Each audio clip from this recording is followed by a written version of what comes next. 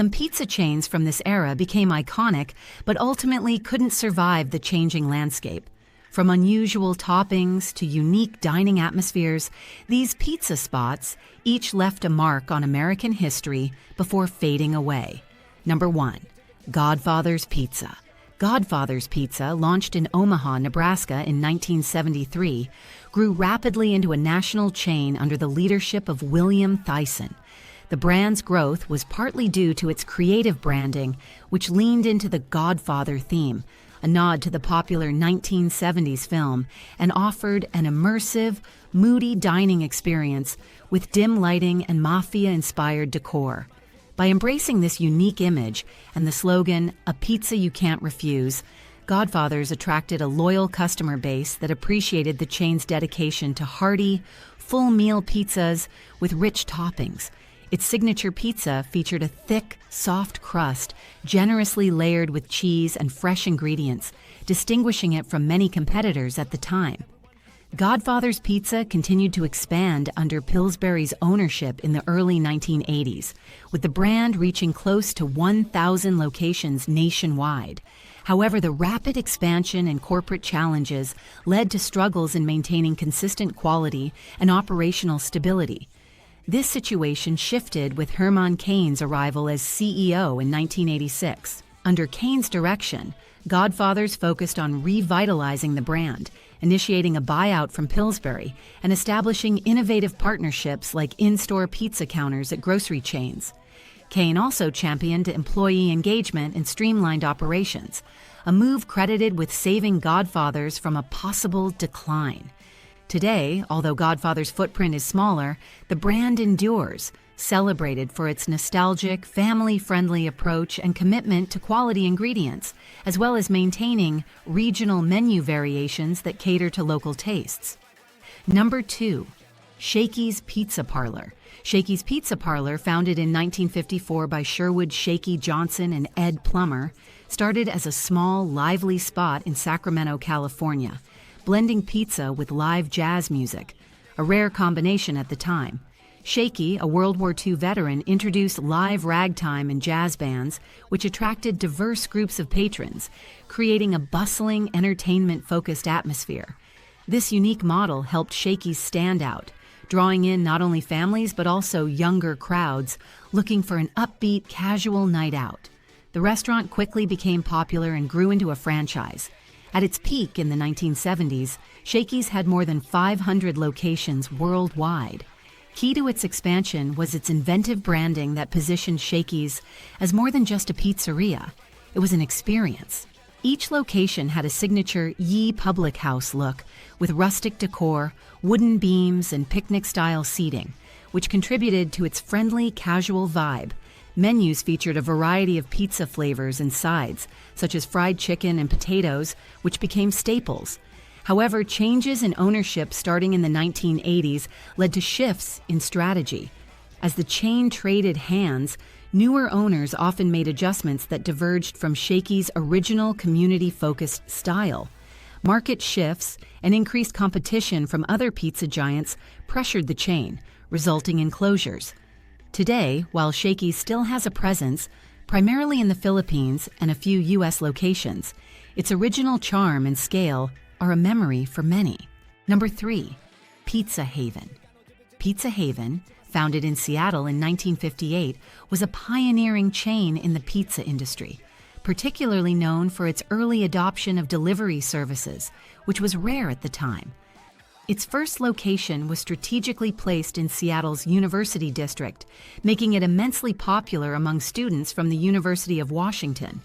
By offering hot, fresh pizzas delivered directly to students' dorms and apartments, Pizza Haven became a local favorite, especially since few pizza restaurants at the time offered such a convenience. This innovative approach to delivery helped it gain a loyal following and contributed to its rapid expansion across the Pacific Northwest. Pizza Haven's menu featured classic pizzas with generous toppings and a focus on high-quality ingredients, which differentiated it from competitors and reinforced its reputation for both taste and service. At its height, the chain operated more than 40 locations across Washington, Oregon, and California. In addition to its menu, Pizza Haven's business model also incorporated strong community ties. The chain often participated in local events and offered discounts to students and sports teams, further embedding itself in local culture. However, by the late 1990s, Pizza Haven faced increasing competition from national pizza chains with larger budgets and more aggressive marketing. The company struggled to keep up financially, and after years of challenges, filed for bankruptcy in 1998. Though some branches managed to operate briefly under new ownership, Pizza Haven ultimately faded from the market, leaving a nostalgic legacy among those who remembered its innovative delivery service and quality pizzas. Number 4, Straw Hat Pizza.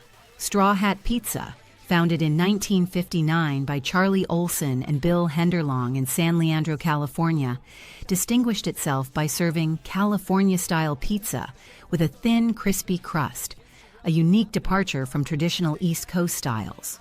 The crust was made with a special combination of wheat and cornmeal, producing a distinctive crunch that became the chain's hallmark. Fresh toppings were central to Straw Hat's reputation. The pizzas were loaded with generous portions of vegetables, meats, and cheeses, ensuring both flavor and visual appeal. Straw Hat Pizza's early locations embraced a casual, family-friendly atmosphere, featuring long, communal tables and rustic decor. Many restaurants included self-serve salad bars, arcade games, and family entertainment, making it a popular spot for gatherings. By the 1970s, Straw Hat expanded to over 200 locations, primarily throughout California and the West Coast. This rapid expansion helped solidify its regional presence, but also stretched the company's resources, especially as competition intensified. By the 1980s, national giants like Domino's and Pizza Hut began dominating the market with aggressive advertising and delivery services. Straw Hat, with its limited budget and dine-in focus, struggled to keep up. Although the chain still exists, primarily as franchise-owned locations, its original dominance diminished as larger pizza chains edged it out of the market. Number 5, Mr. Gotti's Pizza. Mr. Gotti's Pizza, launched by James Ure in Austin, Texas in 1969, initially served as a small, quality-focused pizzeria. Originally named The Pizza Place, the restaurant was later renamed Mr. Gotti's in honor of Ure's wife's maiden name. Over the years, the chain developed a strong regional following due to its commitment to high-quality ingredients and a welcoming atmosphere. Its real growth, however, came with the introduction of the Gattiland concept, which featured a buffet, salad bar, and expansive game room, a format that drew in families and became a go-to destination for parties and group events. Each Mr. Gotti's Pizza location maintained a signature sauce recipe and freshly made dough that set it apart from competitors. The menu expanded beyond pizza, offering pasta, salads, and a variety of side dishes. In the 1980s and 1990s, Mr. Gotti's expanded rapidly across Texas and nearby states, reaching a peak of around 300 locations. However, changing ownership, increased competition from larger national chains, and the company's internal challenges impacted its ability to sustain growth. Today, Mr. Gotti's continues to operate primarily in Texas, with some franchise locations maintaining the beloved Gattiland format. While the chain is much smaller than it once was, Mr. Gotti's remains a nostalgic favorite for many customers who grew up attending birthday parties and family gatherings in its lively, game-filled restaurants. Number 6, Dino's Pizzeria. Dino's Pizzeria was founded by an Italian immigrant who brought authentic, tavern-style pizza to his community. Known for its thin, crispy crust and high-quality toppings, Dino's quickly became a local staple, capturing the attention of residents who sought genuine Italian flavors in a casual setting. The founder dedicated himself to preserving Italian culinary traditions, making each pizza by hand and using fresh ingredients to maintain high standards. Unlike larger chains, Dino's focused on a warm, intimate dining experience that made patrons feel like they were stepping into a family kitchen. The pizzeria's specialty was its simple but flavor-rich pizzas, often topped with fresh mozzarella, seasoned Italian sausage, and basil. Dino's avoided overly commercialized options, instead leaning into traditional recipes that stood out in an increasingly crowded market. This dedication to authenticity helped build a loyal customer base, and the restaurant became a popular spot for gatherings, especially among families and Italian-American residents who appreciated the familiar flavors.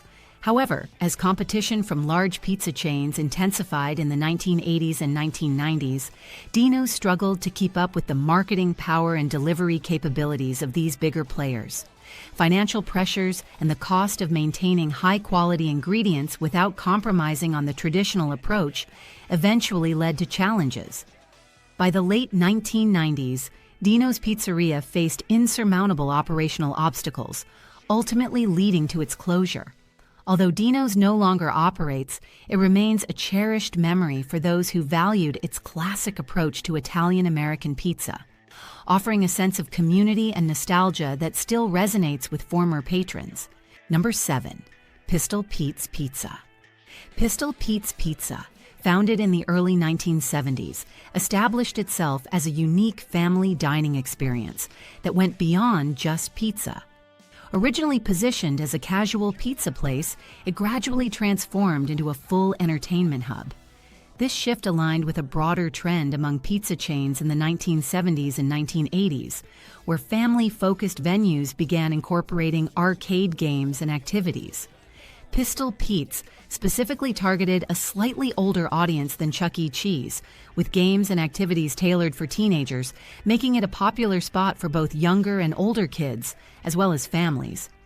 The menu at Pistol Pete's Pizza included a variety of pizzas, featuring both classic and specialty toppings, and was complemented by other options like pasta, sandwiches, and salads.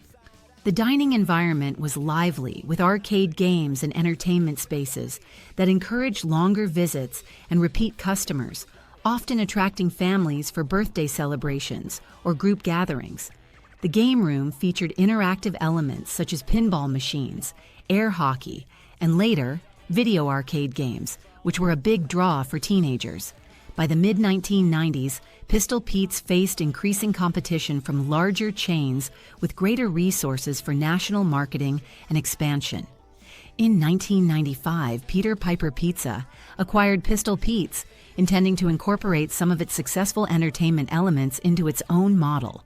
This acquisition ultimately marked the beginning of the end for the Pistol Pete's brand, as most locations were either rebranded or closed down. Though it no longer operates, Pistol Pete's Pizza is remembered for its unique blend of good food and entertainment, and for creating a nostalgic sense of community gathering that resonates with those who experienced it. Number 8. Noble Roman's. Noble Roman's Pizza, founded in Bloomington, Indiana in 1972, quickly became known for its commitment to freshness and quality, particularly with its dough and ingredients. The chain's signature crust was made daily with a blend of high-protein flour and seasonings, giving it a unique texture and taste that set it apart from other pizzerias.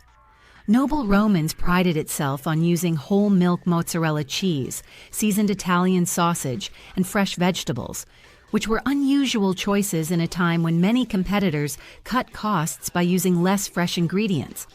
This quality-focused approach helped Noble Roman's gain popularity among students at Indiana University and fueled its rapid expansion throughout the Midwest.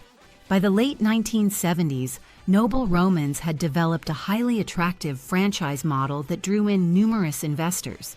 Its dining spaces combined a casual, college-friendly vibe with warm, wood-toned interiors that resonated well with both local communities and students. However, the chain's rapid growth became difficult to manage, leading to issues with franchise consistency and quality control.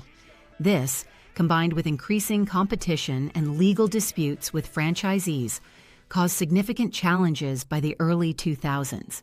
Financial issues began to mount as Noble Roman's dealt with multiple lawsuits from franchise owners who claimed inadequate corporate support and inconsistent quality standards. As a result, many locations closed, and the company refocused its efforts on smaller, non-traditional locations, such as express outlets in convenience stores and gas stations. Despite these setbacks, Noble Romans has retained a loyal customer base in certain regions, largely due to its legacy of quality and the nostalgic appeal of its original recipes. Number 9. Red Barn Pizza. Red Barn Pizza, an offshoot of the broader Red Barn fast food chain, took shape in a uniquely themed restaurant setting, characterized by its iconic barn-shaped buildings. This design choice was intended to make Red Barn locations easily recognizable and foster a welcoming rural feel. Founded in 1961, Red Barn initially gained popularity with its burgers, fried chicken, and fish sandwiches, but over time, some locations began experimenting with pizza to diversify their offerings. Red Barn Pizza aimed to attract families and broaden its appeal beyond burgers, bringing in a menu that included cheesy, classic pizzas alongside its traditional fare. The Red Barn Pizza experiment aligned with the chain's goal of appealing to American families looking for casual dining with a menu that catered to various tastes. However, managing a diverse menu while maintaining consistency became challenging as the chain expanded. By the 1970s and early 1980s, Red Barn faced fierce competition from dominant chains like McDonald's and Pizza Hut, which were aggressively scaling their operations and investing heavily in advertising campaigns. Red Barn's limited resources hindered its ability to compete on a national level, and the company struggled to adapt to changing market demands. Despite a dedicated following, the financial pressures of maintaining the brand's distinct barn-shaped buildings and supporting its varied menu offerings ultimately became unsustainable. By the mid-1980s, most Red Barn locations had shuttered, marking the end of a distinctive chapter in American fast food history. The legacy of Red Barn Pizza and its unique aesthetic, however, remains a nostalgic memory for those who frequented its locations during its peak years. Number 10. ShowBiz Pizza. ShowBiz Pizza Place was established in 1980 by Robert Brock and Creative Engineering Inc., aiming to revolutionize family entertainment with a mix of pizza, arcade games, and a novel animatronic show featuring characters called the Rock-a-Fire Explosion. This animatronic band, created by engineer Aaron Fechter, became a core attraction that distinguished ShowBiz from Chuck E. Cheese's.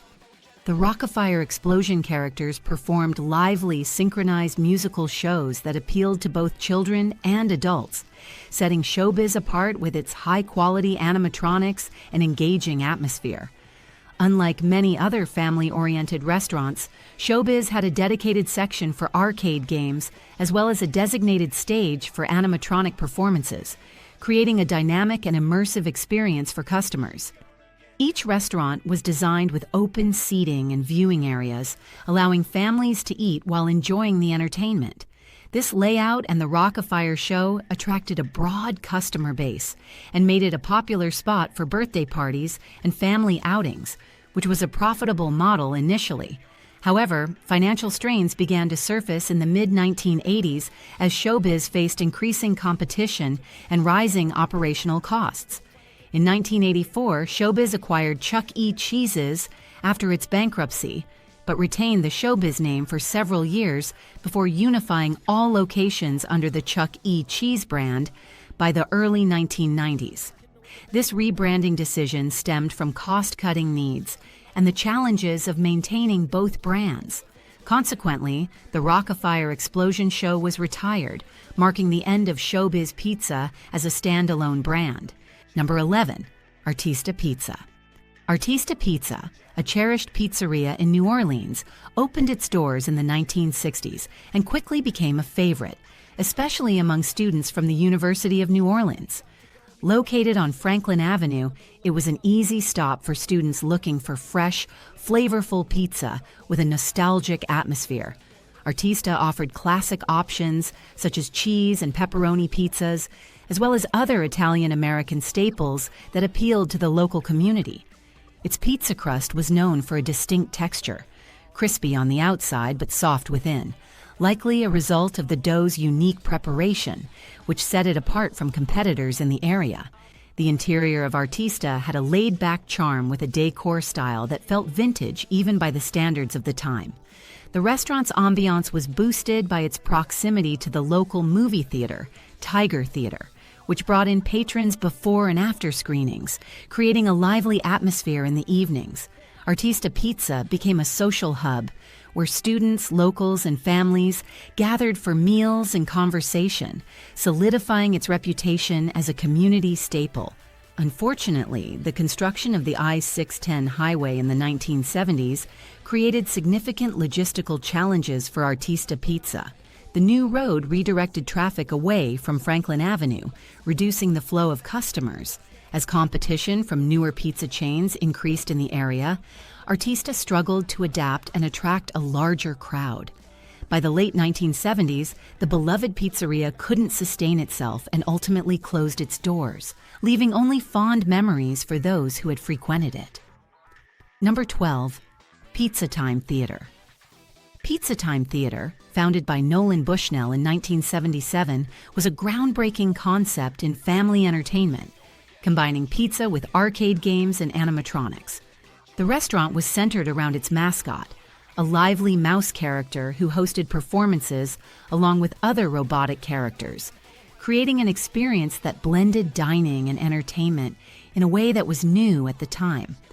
Bushnell's vision for Pizza Time Theater was to offer a family-friendly destination where parents could relax while children enjoyed games and animated shows. Each Pizza Time Theater location was organized into zones to create a flow of activities. The dining area was set up so patrons could watch animated musical shows while enjoying their meals, with a cast of characters that included the restaurant's mascot and friends. This setup created a fully immersive experience that encouraged repeat visits, especially for birthday parties and family gatherings. Additionally, each location had a game room filled with arcade machines, catering to the growing interest in video games. Though the concept initially thrived, financial challenges arose from rapid expansion costs, and by the early 1980s, Pizza Time Theater faced significant financial issues. In 1984, the company merged with ShowBiz Pizza Place. By the early 1990s, all locations rebranded, and the original format of Pizza Time Theater faded, though the concept laid the foundation for future family entertainment venues that combine dining with interactive activities.